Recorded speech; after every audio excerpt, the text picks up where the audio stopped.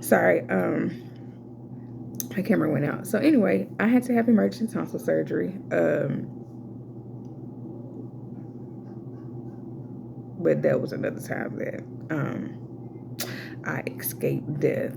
So um, maybe a few years after that, my mom had another. I mean, a couple of years after that, my mom had another baby girl. Her name was Stacy, and man, she was just beautiful, and I was so ecstatic to have another girl in the house. Like I did not like my little brother. We fought all the time, but I was so happy to have a little sister. I love my brother, but um, he came and stole all my attention. So we had that brother sister rivalry.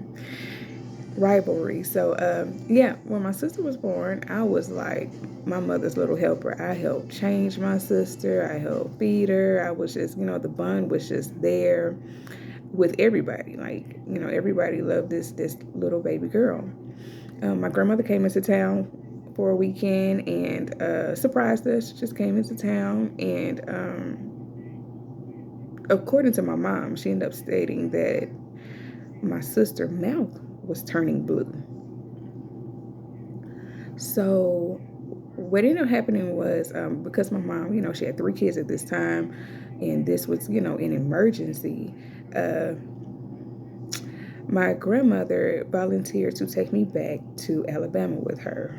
And so my mom, and I just thought I was just going on a trip. I didn't know at the time, the conversation, what was going on. They're adults talking. So I just thought I was going on a trip with my grandmother, who was one of my favorite people, by the way. Like I was so, my relationship with my grandmother was so big that I used to call her mom. So I went, with my grandmother, and my mom took my sister to the hospital. And then that was in Mississippi. But the situation was so severe that they had to leave and transfer my sister from Mississippi to a better hospital in Louisiana. And I remember late one night with my grandmother, she gets a phone call and she jumps into action. Sounds familiar. Another emergency, jumps up, jumps into action.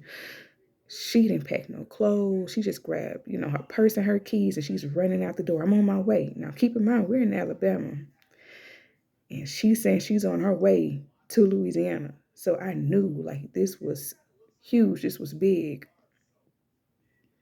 Um, so I'm in the door frame right behind her. I'm like her shadow. I'm on her heels. I'm like, Grandma, can I go? Can I go? Can I go? Now my little brother is there. Um,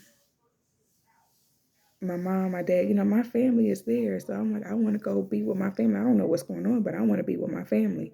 So she looks down at me because, she's panicking like she didn't have time to really deal with me and deal with a child. And she was just, no, like, no, you going to stay here. No. And she left.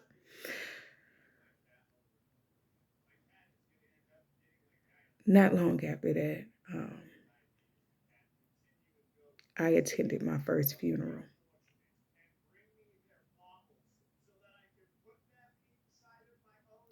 I buried my little sister. I watched her casket go into the ground. Um, I think I was about 6 or 7 when this happened. Um, that was hard for me. And for a long time, I resented my grandma for that because she, her reason was no kids. We don't need no kids. No. I was like, and I remember telling her, but my brother is there. He's younger than me. I want to go. And I resented my grandmother for a long time. And I think that that stuck with me unconsciously. That stuck with me. And the dynamic of me and her relationship changed. So, I'm not sure exactly what the name of, the condition was with my sister. Um, not sure exactly what happened, but she didn't make it, and she passed when she was just 4 months old.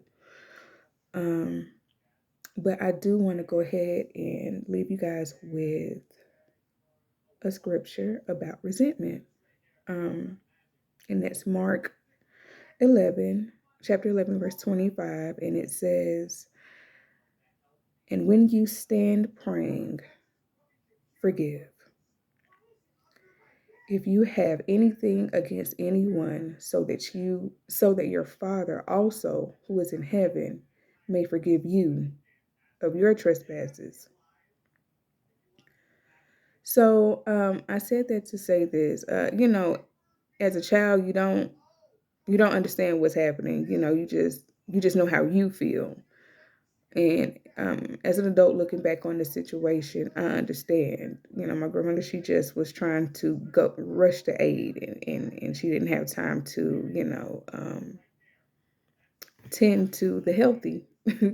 She didn't have time to pay attention to or tend to me and my little wants, because it was a want, not a need. I wanted to be there, but I didn't need to be there. Um, and so she was just rushing.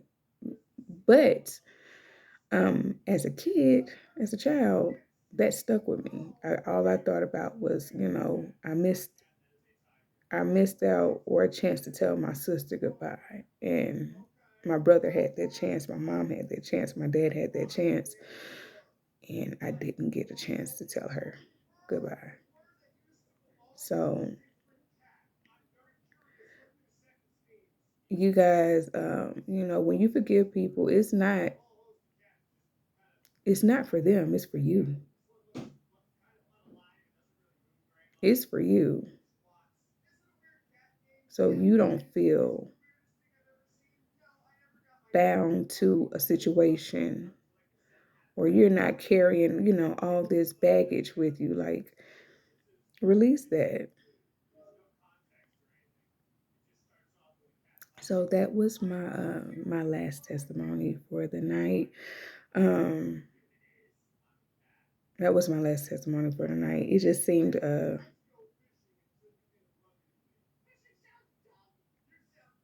I'm just gonna end it with that.